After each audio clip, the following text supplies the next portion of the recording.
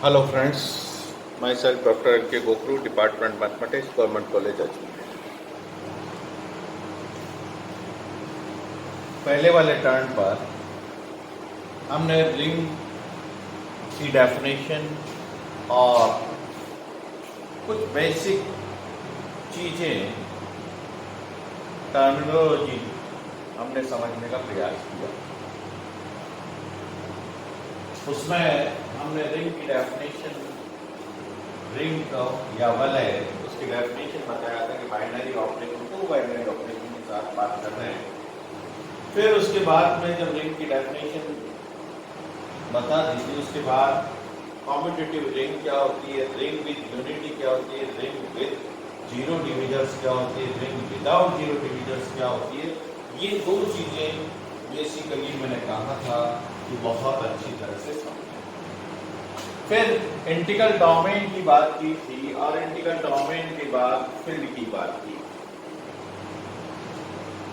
इसी पे थोड़ा और आगे बढ़ेंगे। इसी पे प्रश्न है कि हमने जो कुछ किया वो किस तरह से उसको हम और आगे देख सकते हैं कुछ एग्जाम्पल्स के थ्रू, और कुछ और डेफिनेशन जो रह गई उसकी बात कर लेते हैं।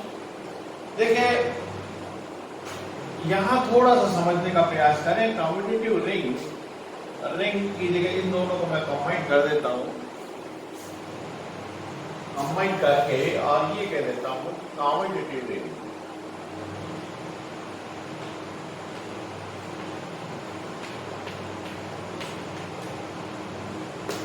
कम्यूटेटिव रिंग का मतलब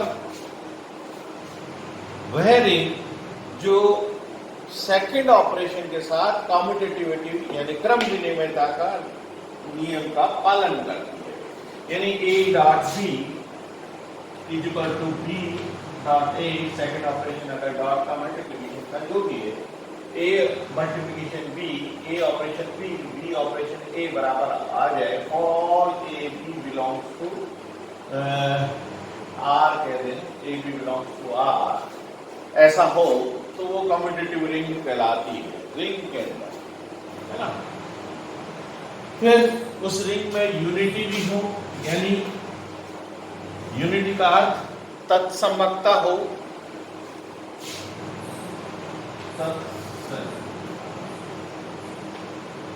तत्समक अवयव हो, ठीक है।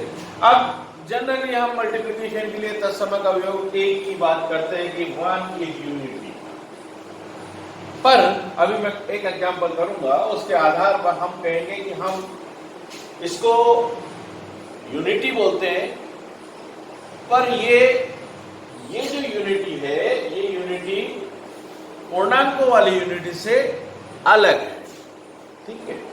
Ring without zero divisors, without zero divisors के लिए कहा था कि ऐसे कोई दो अवयव एग्जिस्ट नहीं करेंगे जिनका प्रोडक्ट अगर ए डॉट बी जीरो है तो either a is equal to zero, या तो ए जीरो होगा या बी जीरो होगा, और b is equal to zero होगा जब भी दो का प्रोडक्ट जीरो होगा। दो का प्रोडक्ट जीरो है तो उनमें से एक को जीरो होना पड़ेगा। ऐसा नहीं है कि भाई दोनों नॉन जीरो हो और उनका प्रोडक्ट जीरो हो जाए तो वो विद जीरो डिविजर्स हो जाएगा, वो विद जीरो डिविजर्स में आएगा। इसको भी एक एग्जांपल के थ्रू, या चलिए एक एग्जांपल ले लेते हैं। देखिए, मैट्रिसेस, रियल नंबर पे मैट्रिसेस है और मैट्रिसेस के एलिमेंट 0 0 0, एक मैट्रिक्स ये है, इसको ए कह दूं और बी कह दूं, 0 0 0 x, ये बी स्क्वायर मैट्रिक्स है। स्क्वायर मैट्रिक्स ये भी बात करते हैं। ये दो स्क्वायर मैट्रिक्स है तो a डॉट बी, ये दोनों नॉन जीरो, देखिए नॉन जीरो है, इसमें एलिमेंट है ये x बिलोंग्स टू r, तो r z जो भी हम जो भी ग्रुप जो भी नंबर का सेट लेना चाहें वो देख लें, तो ये क्या होगा, ये नॉन जीरो है। अब इन दोनों का प्रोडक्ट करें तो a dot b is equal to x 0 0 0 and 0 0 0 x क्या आएगा? This gives us x 0 0 0 0 यानी zero element. Non zero element का प्रोडक्ट किया, जीरो एलिमेंट आ गया। इसका अर्थ क्या हुआ कि ये रिंग जिसमें इस तरह के एलिमेंट आएंगे वो रिंग क्या होगी? Ring with zero divisors. Ring with zero divisors. एक को टोटली जीरो कर दें तो जीरो आना है, एक भी जीरो आएगा तो हम कहेंगे कि एक जीरो है, तो विदाउट जीरो डिविजर्स में चला जाएगा। अभी और एग्जांपल, मोड वाले एग्जांपल के थ्रू भी इसको देखेंगे। तो ये हुआ। फिर उसके बाद में फील्ड की बात आती है। फील्ड में कहा था कि R प्लस यानी पहली ऑपरेशन के साथ कम्यूटेटिव ग्रुप होना चाहिए, दूसरे ऑपरेशन के लिए जीरो को हटाकर बाकी सब कम्यूटेटिव ग्रुप बनना चाहिए और डिस्ट्रीब्यूटिव प्रॉपर्टीज दोनों लगनी चाहिए, लेफ्ट और राइट डिस्ट्रीब्यूटिव प्रॉपर्टी लगनी चाहिए, तो हम कहेंगे ये फील्ड है। तो अब इंटीग्रल डोमेन और फील्ड में क्या अंतर हुआ? बेसिक बात करें तो इंटीग्रल डोमेन में क्या हो रहा है? देखिए, फर्स्ट ऑपरेशन के लिए तो कम्यूटेटिव रिंग है ही, कम्यूटेटिव ग्रुप है ही। यहां जैसे ही हम इसकी बात करते हैं, इसका अर्थ क्या हुआ कि यहां इनवर्स वाले एलिमेंट की बात नहीं हो रही है। यहां इनवर्स वाले एलिमेंट की बात, यूनिटी तो है, आइडेंटिटी तो है, सेकेंड ऑपरेशन के लिए भी आइडेंटिटी तो है, पर इनवर्स की बात कहीं नहीं हो रही कि इनवर्स भी एग्जिस्ट करता है और यहां इनवर्स एग्जिस्ट करता है। से मैं एक एग्जांपल लेता हूं, z प्लस एंड डॉट। ये क्या है? सेट ऑफ इंटीजर्स है, सेट ऑफ इंटीजर्स प्लस है और डॉट। ये ऑपरेशन, बेसिक ऑपरेशन प्लस और डॉट वाला, मल्टीप्लिकेशन वाला ही, एडिशन एंड मल्टीप्लिकेशन वाला ही देखिए।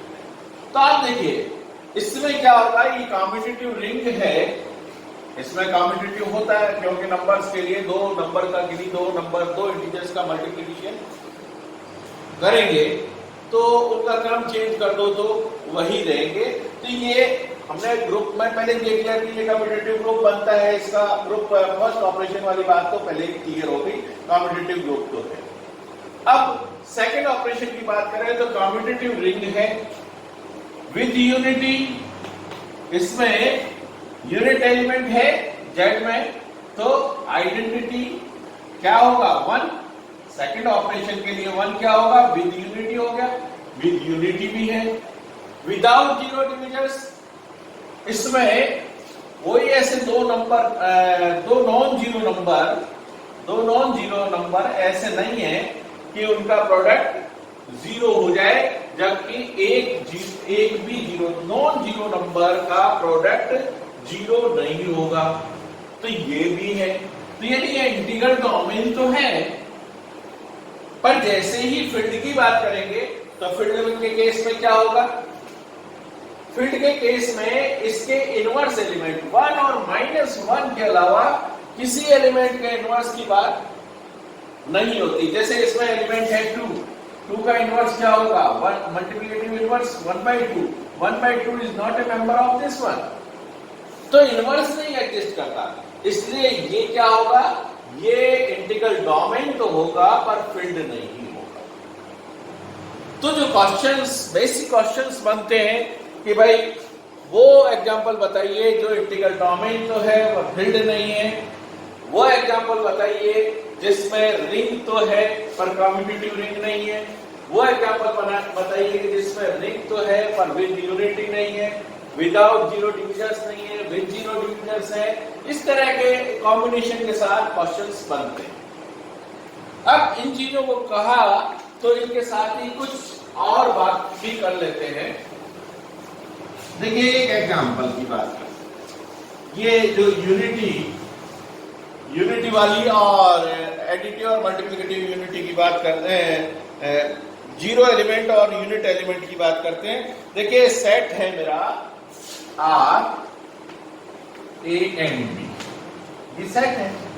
अब इस सेट में ऑपरेशन वो एडिशन और मल्टीप्लिकेशन की बात करें, और वो एडिशन और मल्टीप्लिकेशन या दो ऑपरेशन इस तरह से डिफाइंड है कि देखिए प्लस के साथ ये ए बी, ये ए बी, इसके एंट्रीज किस तरह से है, ये एंट्रीज है entries a b and b a b and a, yes, इस तरह के एंट्रीज हैं। और दूसरा ऑपरेशन के साथ ए बी एंट्रीज इस तरह से आती है। तो क्या हो आइडिया, इसके जीरो एलिमेंट कौन सा होगा, इसका यूनिट एलिमेंट कौन सा होगा, इस केस में देखिए जीरो एलिमेंट का मतलब क्या हुआ, पहले ऑपरेशन के साथ जीरो एलिमेंट का अपन ने यही डिफाइन किया था कि पहले ऑपरेशन के साथ जो आइडेंटिटी बनती है वो जीरो एलिमेंट। तो यहां देखिए ए प्लस का मतलब पहला operation a plus a is equal to a plus b is equal to b, a plus a is equal to a plus b is equal to b. यानी इस ए में ये ए जोड़ रहे हैं तो ए क्या कर रहा है, जीरो एलिमेंट की तरह काम कर रहा है, ये जीरो एलिमेंट की तरह। तो ये एडिटिव आइडेंटिटी के रूप में काम कर रहा है, ये एलिमेंट एडिटिव आइडेंटिटी के रूप में काम कर रहा है। यानी A is zero element of for this ring, इस रिंग के लिए ये जीरो एलिमेंट। अब यूनिटी की बात करें, यूनिटी सेकंड ऑपरेशन की बात करें, सेकंड ऑपरेशन में क्या होगा देखिए ए इंटू ए क्या है, A B, A into B is equal to A,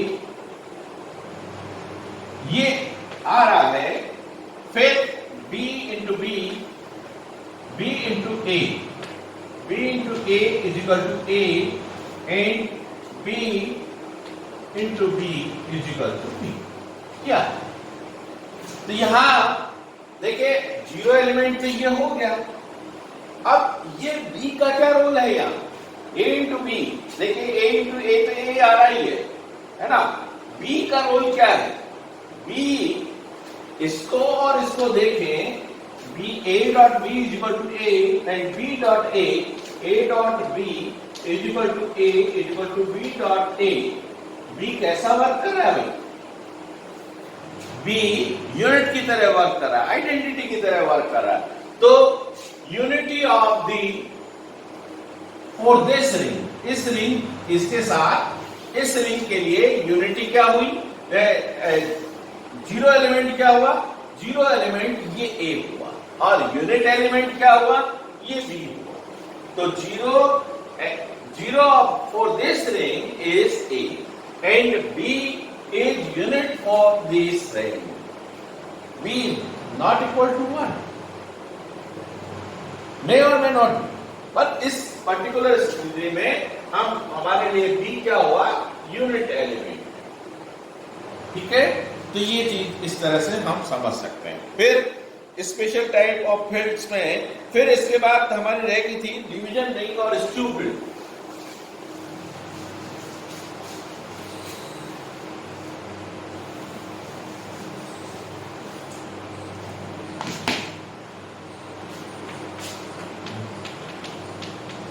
division ring और इसको स्क्यू फील्ड भी कहते हैं। डिवीजन रिंग और स्क्यू फील्ड यानी इसको हिंदी में विभाजन वलय या विषम क्षेत्र। डिवीजन रिंग का मतलब विभाजन वलय,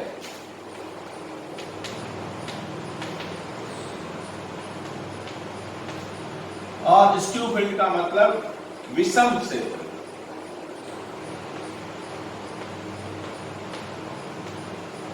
विषम।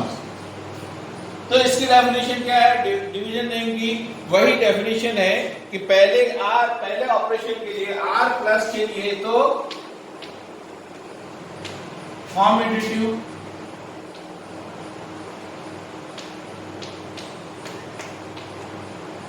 रिंग पहले ऑपरेशन के लिए तो कॉम्यूटेटिव रिंग इकाई सहित यानी कम से कम आर विभाजन वाले या विषम क्षेत्र कहलाता है, आर इकाई सहित वाले कॉम्यूटेटिव रिंग फिल्टर की डेफिनेशन बनी, सॉरी आर इज इकाई सहित वाले, आर इज ए रिंग, इसको भी यूं कर सकते हैं। देखिए first r is ring with unity, समझ में आ रहा है? R is ring with unity. Ring का मतलब क्या है? केवल रिंग का मतलब क्या है हमारे हिसाब से कि पहले ऑपरेशन के लिए तो कॉम्यूटेटिव रिंग, पहले ऑपरेशन के लिए रिंग विद यूनिटी की बात कर रहे हैं अपन, पहले ऑपरेशन के लिए तो कॉम्यूटेटिव रिंग, दूसरे ऑपरेशन के लिए एसोसिएटिविटी एंड दोनों ऑपरेशन के लिए distributive property.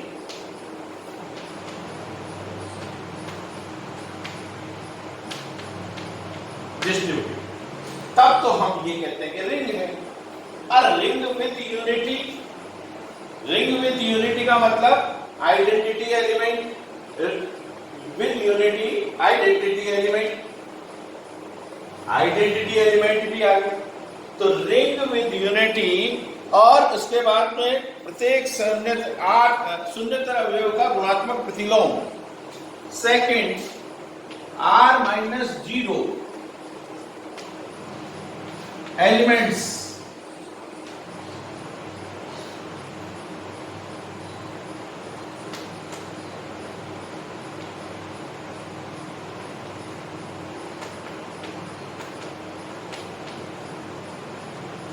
have their inverse, यानी नॉन जीरो एलिमेंट के इनवर्स होने चाहिए। प्रतिलोम, गुणात्मक प्रतिलोम, यानी सेकंड ऑपरेशन के साथ गुणात्मक प्रतिलोम होने चाहिए।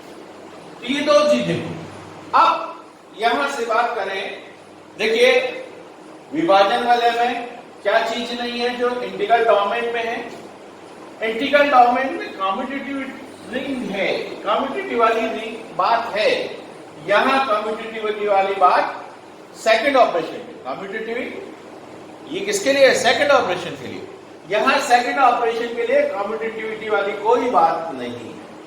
तो स्क्यू फील्ड में एक डिफरेंस आया, विद यूनिटी यहां भी है, विद यूनिटी यहां भी है, विदाउट जीरो डिविजन यहां है, विदाउट जीरो डिविजन है, पर यहां विदाउट जीरो डिविजन या विद जीरो डिविजन की कोई बात नहीं है। तो ये विभाजन वाले इंटीग्रल डोमेन में क्या फर्क है? विभाजन वाले और फील्ड में क्या था? पहले ऑपरेशन के लिए कम्यूटेटिव रिंग पूरी आ गई, पहले ऑपरेशन के लिए कम्यूटेटिव रिंग आ गई, सेकंड ऑपरेशन में नेगेटिव जीरो एलिमेंट को छोड़कर बाकी सब के लिए भी कम्यूटेटिव रिंग, कम्यूटेटिव ग्रुप और डिस्ट्रीब्यूटिव प्रॉपर्टीज लगे। तो हमने फील्ड कहा था, तो फील्ड के केस में और यहां विभाजन वाले डिवीजन रिंग और स्क्यू फील्ड में क्या फर्क हो गया? यहां कम्यूटेटिविटी वाली प्रॉपर्टी नहीं है, कम्यूटेटिव वाली प्रॉपर्टी यहां भी नहीं है। तो कम्यूटेटिव वाली प्रॉपर्टी इंटीग्रल डोमेन में है, फील्ड में है, पर स्क्यू फील्ड में नहीं। ध्यान रहे। फिर विदाउट जीरो डिविजर्स वाली प्रॉपर्टी इंटीग्रल डोमेन में है, विदाउट जीरो डिविजर्स यहां नहीं है। फील्ड के अंदर विदाउट जीरो डिविजर्स होगा, विद जीरो डिविजर्स होगा, डिपेंड करेगा कैसा फील्ड का हमारा कंस्ट्रक्शन है। तो ये कुछ चीजें हैं जो हमें ध्यान में होनी चाहिए। उसके अलावा अब देखिए बूलियन रिंग, एक और डेफिनेशन आती है बूलियन रिंग।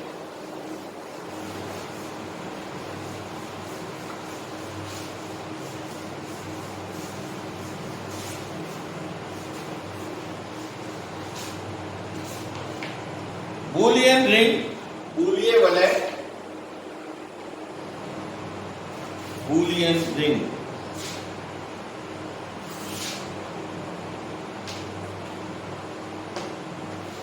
बूलियन वलय।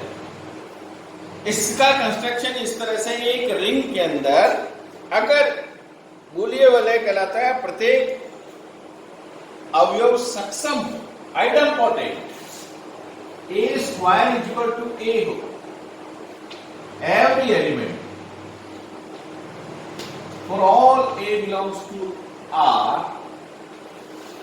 एक ऐसी रिंग जिसमें हर एलिमेंट का स्क्वायर वही खुद हो, element for all A belongs to R, ऐसा हो जाए, यानी रिंग के अंदर रिंग में जो भी एलिमेंट्स हैं, उन एलिमेंट्स की स्थिति इस तरह से है कि हर एलिमेंट अपने स्क्वायर के बराबर हो, for all A belongs to R। तो ऐसी रिंग एक पर्टिकुलर टाइप की रिंग हो गई, इसको बूलियन रिंग कहते हैं। और इसी तरह से बूलियन रिंग के बाद में P वलय, P रिंग, इसमें स्क्वायर वाली बात आई थी इसलिए बूलियन कहा।